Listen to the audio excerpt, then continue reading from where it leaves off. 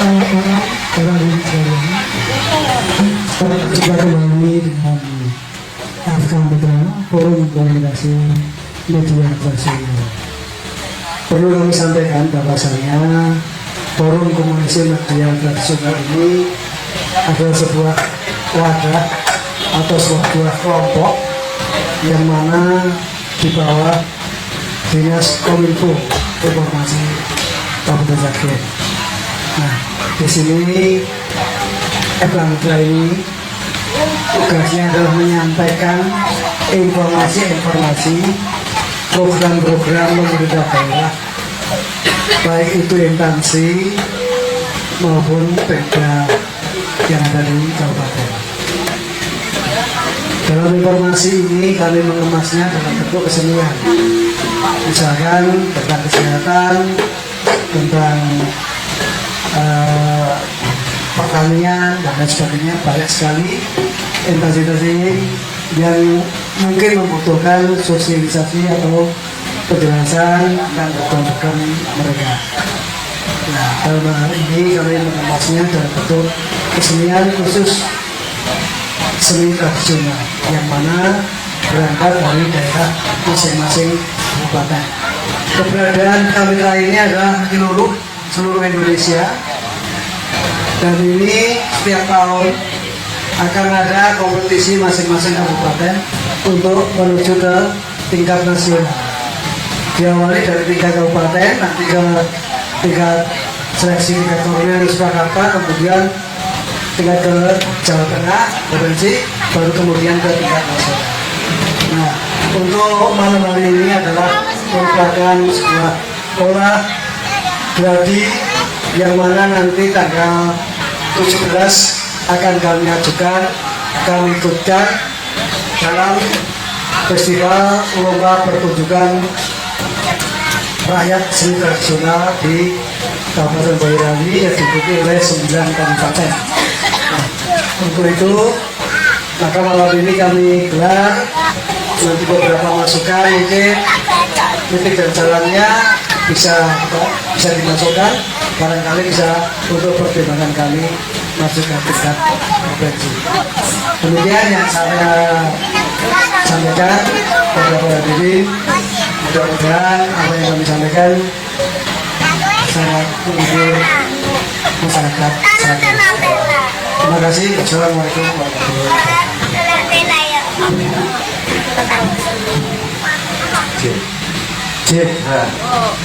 Baiklah, inilah penampilan dari Forum Komunikasi Media Tradisi Sukowati Sragen.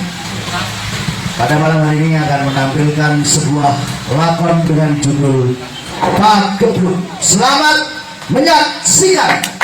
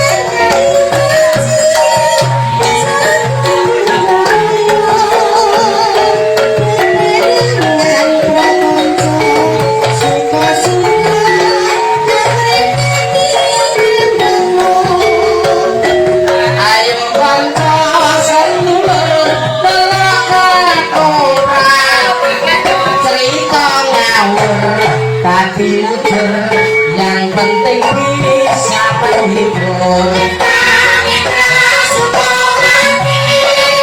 Berikan budaya Jawi,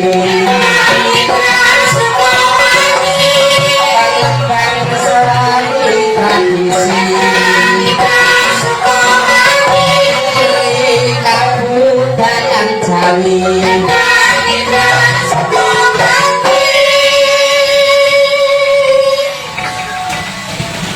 Pangambang sari tadi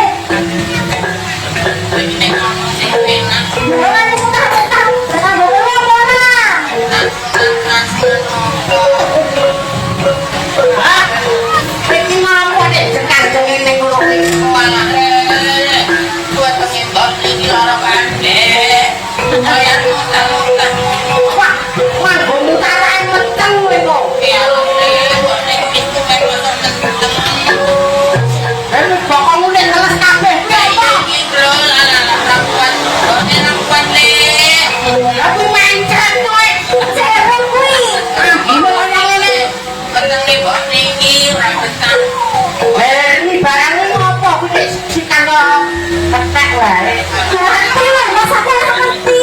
Salah ngomongin masaknya betul apa? Lah iki mangan opo kok iso ketemu lara kaya ngono kuwi. Mangan opo? Ini kata-kata ini utami. Dasar ngene utami. Iya, utami. Mangan tepo ngene utami. Iya,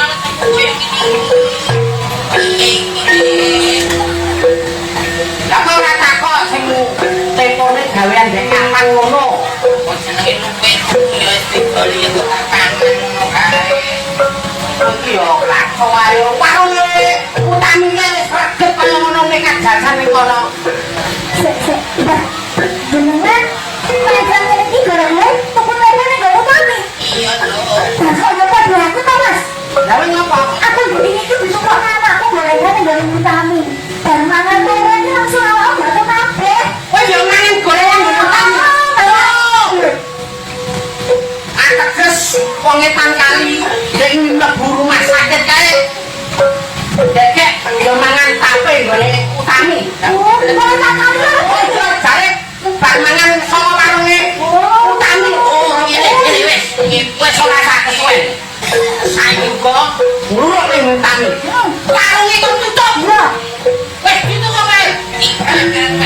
Lah wis kok obat lho kok. Ya nek lemari iki wis tau. Anu koyo ngene iki. Oh, lemari sing ning dhuwur kae. Iya. Obat 10 tahun kepungkur kok ya apa.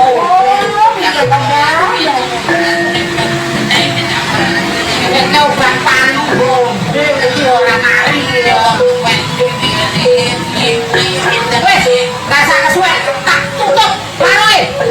Ono kuwi.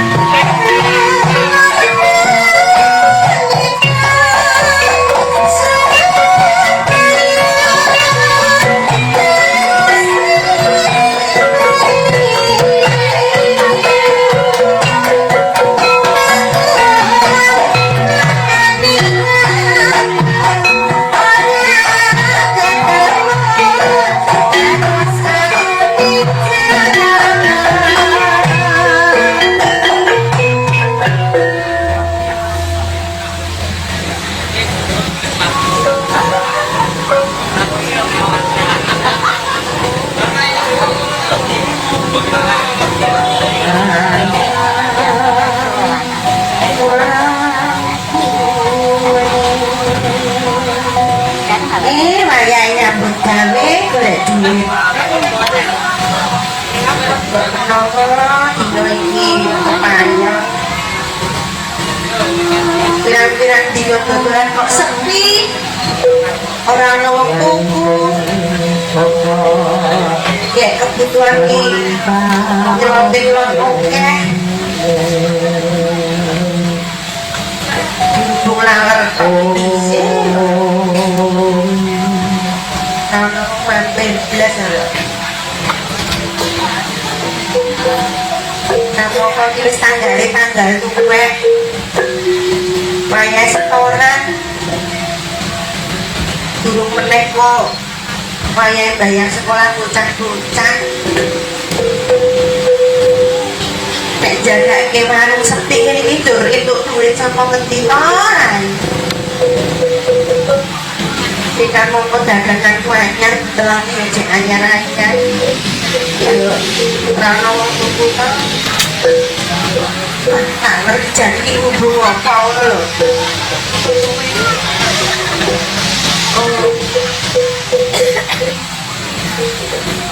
butelan iki kok dirubung laler iki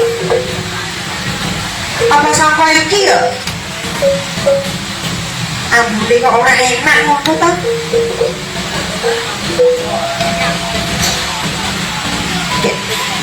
buntelan kok koyok ngono iki buntelan apa buntelan buntelan buntelan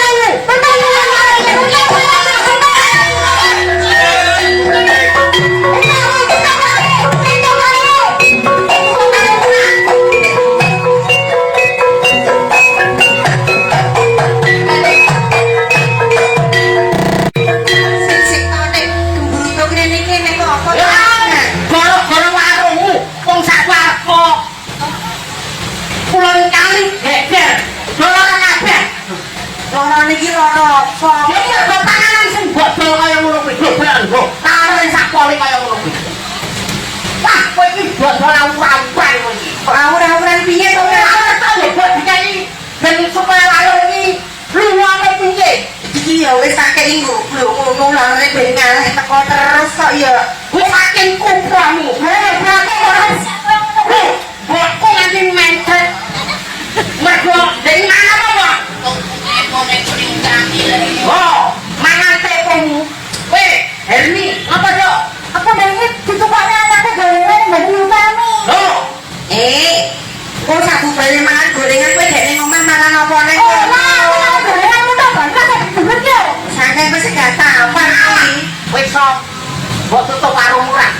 Ya aja ditutup kok Kang Monti entuk golek duit ya sama warung iki kok nek ditutup aku entuk duit sama lan. Ayo golek duit yo golek duit yo ora sik ngono. Aku yo jago yo Kang. Warung ambune telak kaya yo. Bondone kok ngene iki. Aku yo ora ngerti warung ambune kaya ngene, bacene kaya ngene. Ora irungmu basah lan ngono kuwi. Aku duit bakal yo. Asa yo. Ya iya. Bisa buat tutup Kang. Apa? Yo jadi tutup dong Kang. Era buat tutup. Iya, posek yo, Jo. Iya, saya dibakar wetengmu mau kono. Loh, gua kuwi tak kuat nyawane kok arep kok pateni mergo tepomu kuwi. Iya, kok iya. Lah piye? Timbang tak keloke wadono kowe dhisik ya, aku dikeke waktu dhisik to kok piye wis tak kei wektu ya wektu telung dino. Sing mangan serak mati kabeh. Tak kei wektu sesuk-esuk warungmu kudu mbok tutup. Ayo ngono to. Iya, Ayo ngono to. Ayo ngono to. Kok ayo tak temakon. Lah kok ora, ya sak ora. Bakar saiki. Iya. Wis esuk-esuk wis esuk kudu mbok tutup. Titenono. Sesuk-esuk ram mbok tutup. Ora kelem apa. Karo bensin. Bang, warungmu sak kowe iki. Iya kan? Iya kenapa? Iya. Wes, ditani. Ya, ayo.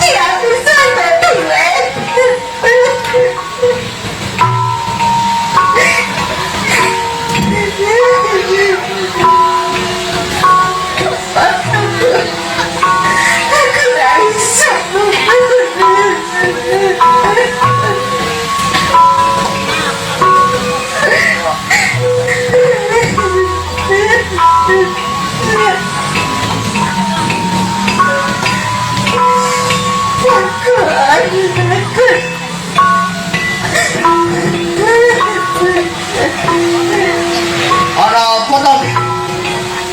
Ora kaya padatane. Kowe kuwi biasane ya seneng kok dina iki kok katon suntrut nangis bareng. Ini apa? Lagi susah yo kan. Lah susah iki mergo apa? Apa susah di oya-oya bang titil ngopi? Ora perkara kuwi lek. Lah perkara apa? Warung buat ditutup karo Kang Damben. Lah ditutup karo Kang Damen bae kok kaya wedi to. Kudune sing untuk warungmu kan Satpol PP. Sampe Aku dhewe iki ora ngerti ngono lek. Warungku iki bakalan ditutup nek gak ditutup adi bubrak adi bangsa aku lho lek. mesti yen ana kaya ngono kuwi kudune ana masalahe. Kenapa damen kuwi nganti kaya ngono kuwi mesti ana masalahe. Lah masalahe perkarane opo? Perkarane opo? Masalah ngene lho lek. Kok elek gawe kali Herni iki jajan rene. Oh, Sabu bari jajan saka warungku iki kabeh padha lara. Enek sing gatel, enek sing mencret. Jalan saka warungku iki ora resikan. iya. Yen tak kamu ki gandane warungmu ki yo bener ah. Iki ora enak lho. Iki mesti ana perkarane opo? Kok nganti tontonan lalu-lalu konflik bro. Iki perkarane opo? Iki saking warungmu ki mesti ana opo-opo mesti. Enek lek. Kuwi lho lek. Buntelan putih sing ning kono kuwi lho. Iki nek iki wis tak buat lek. Kok ijek eneh iki lho. Aku ngerti sapa sing ndelekne plastik iki nanti. Aku ngerti. Sopo kuwi lek? Perkara iki awakmu ora perlu ngerti dhisik. Iki tak golekane wong sing ndelekne plastik iki nang cedhak. Wis. Kowe nang kene wae. Aku melu ya lek. Ora usah. Kowe tunggu warungmu, resik-resik warungmu. Ben lalen-lalen do lunga saka warungmu. Wis, ya. Aku tak goleki wong sing duwe plastik.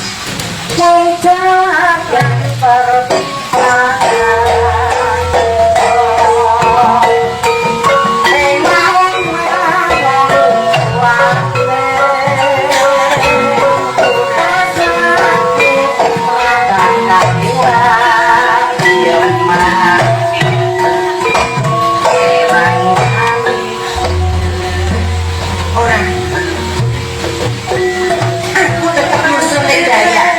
Wes aku kepengin ngerti sapa sing jalane kabeh iki mau. Wis, aku musuh kowe lek. Sampan aku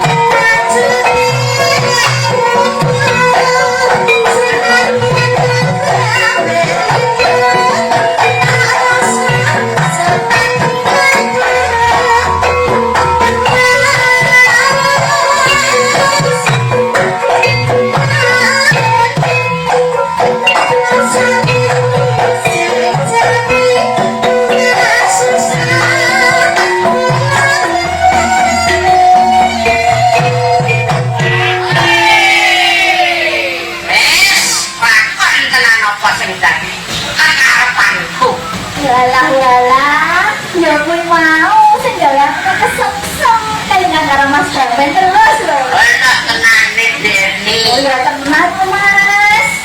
Terus ki, mesti ada variasi ya nih. Apa? Nunggu jabatan terus kan aku. Kowe iki anggere aku njoket nek seneng ora karo-karuan. Ya kuwi Mas, nek anggere turun kelingan siramu joget lah. Nanti ku Mas sir ngono lho. Nanti ku mau ning jaba ning sisi. Ya ibaratnya ku ngono lho Mas. Tenang. Tenang. Tresno aku tenang. Iya, terus karo siramu kok. Tak rewangi kaya ngene iki. Betak-betak iki nuruti apa sing dadi kekarepanmu. Iya mas. Tutuke. Tutuke.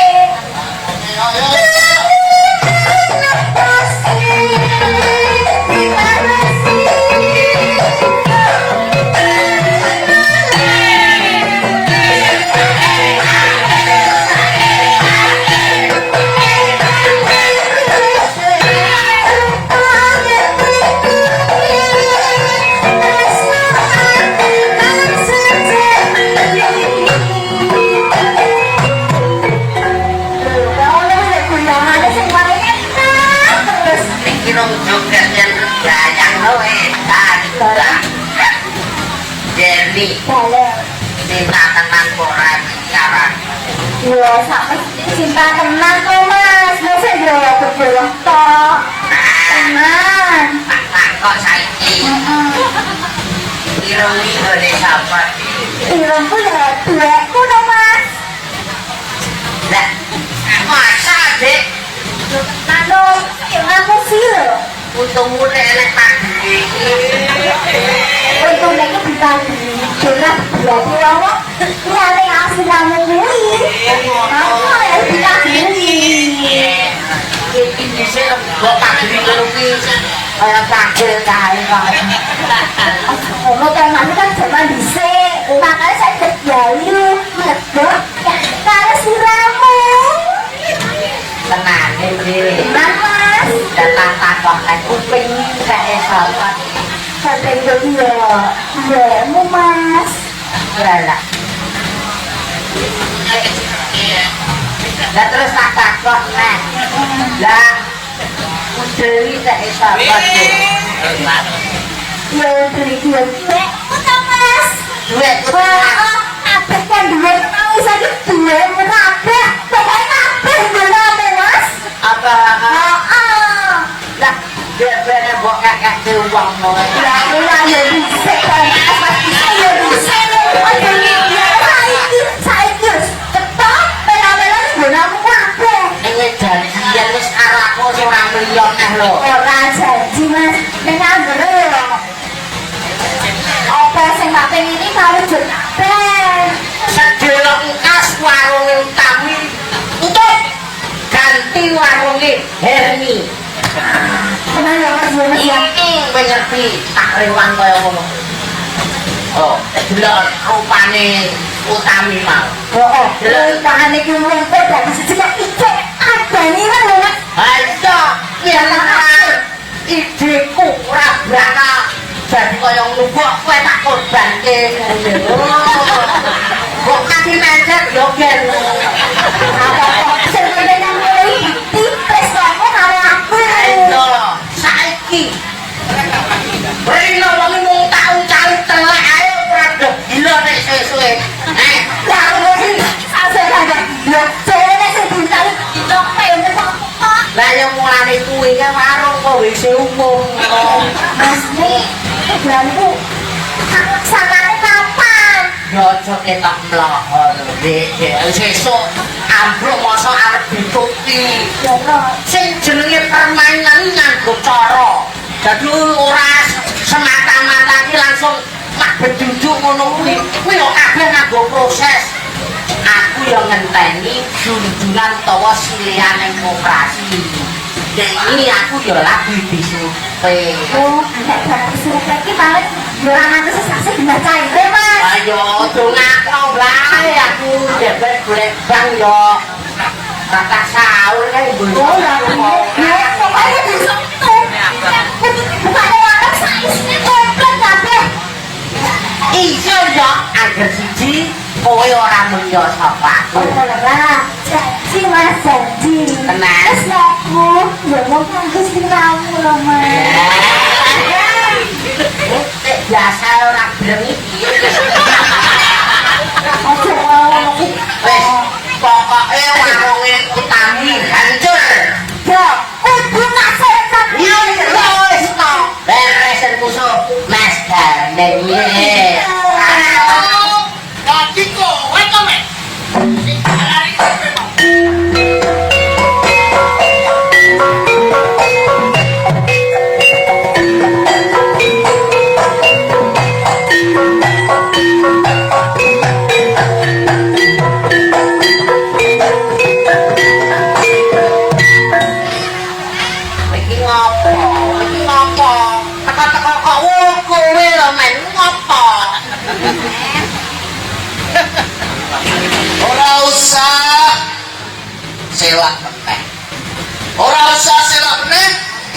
jalari warunge Utami kuwi sepi.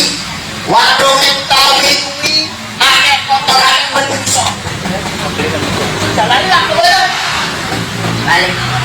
Paling sik mikir modal mandang aku ora krungu. Ora ketho iki. Ora ketho itu langsungnya ya. Becek. Tukang salah ceburane bojo. Ceburane bojone ya kaya ngono kuwi. Oh jenenge wae yo geger. Daleno sapa? Piye karepmu ki? Iki kesu ya. Bojone ana lho. Kowe ora usah selak. Ora selak. Piye karepmu? Sing jalari warunge Utami kuwi sepi, warunge Utami iki kebak kotorane menungso. Lah ya kowe ta. Oh iso aku. Kowe lho lah. Takno pile. Ngawur ae. Jenengku dudu Katno. Lah sapa? Wiyatno. Oh ya. Wis ora usah selak. Ora usah selak. Aku mau wis krungu saka mburi. Krungu piye? Krungu rasanmu karo Herni kuwi yen kowe kuwi sing gawe warunge duwi akeh laler. Ngawur. Rencana arep menikah kok. Rasa selak wong iki rasa selak. Wong tuwa aja tumbak cucukan lho. Aku ora tumbak cucukan. Aku yo iso dadi seksi uga duwe bukti. Buktimu apa? Seksimu apa? Wong tuwa lho, omongan hati-hati. Wetak dhewe malah. Buktine iki yo ambunen. Apa kasihmu apa? Ya. Plastik iki isine kotorane menungso. Plastik iki isine kotorane menungso sing mbok deleh nang ngarepe warunge Utami. Iya to? Wis ngawur kowe. Yen trimo plastik kaya ngono kuwi ning toko-toko akeh. Ning tempat sampah yo akeh. Apa buat tujuh ning aku iki apa? Ngawur ae. Lah ya plastik kaya ngono sing duwe ya. Kowe kelihan ora? Rong dina lembur, kowe mara nang omahku njaluk plastik. Banjur tak wene plastik iki. Ora iso. Aku jaluk plastik dek ngene kuwi tak ada beras kok yo. Ada beras apa ada telek? Beras.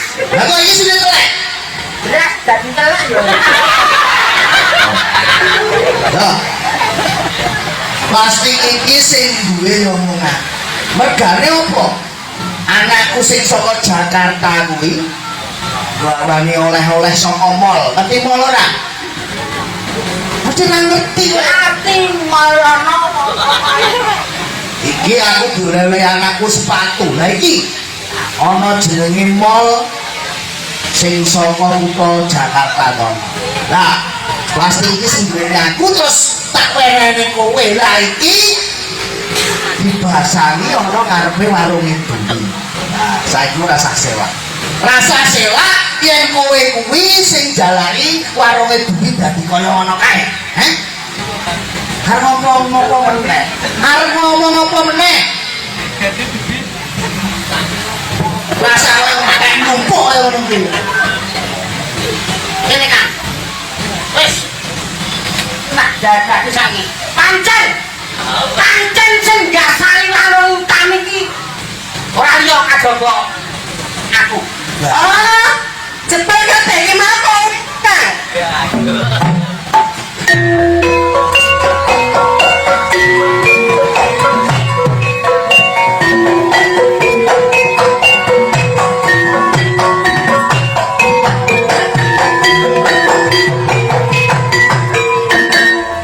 Nih. Kowe tak peseni aja mrene. Sik kok malah mrene iki lho. Nyata aku cinta kowe kan. Lu kerja kowe sama mburi. Wis, saiki wis genah kabeh iki mau sing jalani kowe ta? Kowe ta kan? Henry. Rasa perak-perak rene. Apa? Ora kaya ngono kuwi caramu. Yen umpama kowe arep buka warung, kuwi sing apik, persaingan ki sing sehat, ora kaya ngono kuwi. Modele jebule karo kelakuanmu sing ora bener kuwi to. Rezeki ngono kuwi sing ngatur ya. Ora ngono kuwi caramu. Wis perkara iki wis cetok. Cetok, ning aku kabeh belasan. Lha jungkung istilahmu bar. Bisa. Wis. Aku padha sik. Anake aku tumindak kaya ngono kuwi balasan. Dhisik kali to entuk bantuan saka pemerintah kon gawe jumbleng. Ngopo aku gawe jumbleng? Untane marang jabeber, nyeluk RT, nyeluk RW, bayar lurah nganti kecamatan barat. Aku ki piye? Sik. Kowe arep pasang jumbleng kuwi nang pekaranganmu apa pekarangane? Ya pekarang aku. Dan kaya ngono kuwi ayo bener apa sing diomongke gamen kuwi to. Iya bener Kang. Ning carane kuwi sing kleru Kang. Cara sing kaya piye to? Ya bener nek Kang dalem kan gawe jumblengan ning pekarangan kono. Ning mbok iya wae. Jenenge wong gawe jumblengan karo sumur ki saorane ki jarak iki 10 meter sumur muncul. Lah saiki jumblengan karo sumurku ki jarak sekilan ki apa ya bener kaya ngono kuwi? Yen carane ngono kuwi kowe iki salah, men. Salah. Salah piye? Kowe iki omah-omahku dhewe kok. Apa? Saya ki gak sumurmu ki kan bisa nginceng kowe. Yo bener. Kuwi manggon nang pekaranganmu dhewe. Iya to, masuk omah nang sekolah iki lho, jarene sekolah manusia aku kok. Ini lho, penasaran sih tak itu. Lanang kowe. Bener. Kowe gawe jumlengan nang pekaranganmu dhewe. Ning iki salah. Salah kok ngendi? Mergo ana aturane yen gawe jumbleng kuwi jarak saka sumur utawa sumber banyu kuwi jarake minimal 10 meter. Kuwi ana aturane. Pemerintah uga menehi cara piye carane sumur kuwi ora ana polusi, ora kotor. Dadi banyune kuwi banyu sing sehat. Anak, ngomong sapa wae kok kabare ngomong karo pengantarane kowe karo tani. Riyen yang tak kandhani mesti kaya ngono kuwi. Angger tak kandhani mesti kaya ngono Ana kuwi. manung aku dhewe lho, ngapa? Aku ada dengan abok tak jemblengi kabeh go, ada telek ngapa? Yo. Apa men ngantuk, ngono tak dasang iki. Yen caramu kaya ngono kuwi pemerintah juga uga duwe aturan dhewe. Aturan apa meneh? Kowe wis gawe pencemaran nama baik. Kuwi ana pasale. Ana pasale. Kowe iso dihukum, iso dipidana. Kowe gawe sumur jarake sakilan ora ngikuti aturane pemerintah, kuwi yo ana hukume. Ana hukume. Yen kowe sing nek. Alah wis sekarang suwe-suwe lek. Rasa suwe-suwe awake dhewe lapor polisi wae. Ben dirasake. Ora iki ben rampung. Para kose dong kan kose. Sik direbut mimi apa? Ngomong, Iya. kalau mira belum ngomong. No. Rasa kesusu. Direbut nek aku wis kuman cari salah kan. Kaya ngono ki yo. Iye barang kebantu kabeh nek aku gawe blek aku dhewe sing mau tak gawe plastik kuwi yo. Ya iya, kelakuanmu ki kae dhisik kok ora mari-mari. Jadi digawe wangi sing gak payu. Zaman cilikane gamen ki yo ngono kuwi. Ngerti ra? Ngerti ra? Yen sumur kuwi nganti tercemar, sing rugine ora mung wong liya nanging uga iso keluargamu dhewe.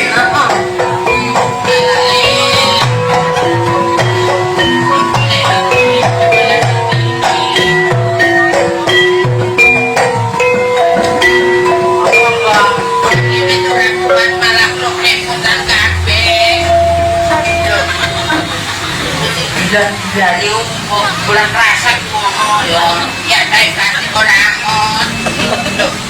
tak kok kan utami ning kene warunge kok bakar tunggu bakar piye to kok tak tunggu nyampe bakar warunge one tak nemen iki lho wetenge Wes ora usah nganggo obong-obongan ya Pak. atau piye to kuwi Sing dadekne kowe kaya ngono kuwi. Kali ayo mung anakmu iki lho. Anakmu iki. Kon bingung piye to? Wong aku weteng kula ora bisa ngene utami kok.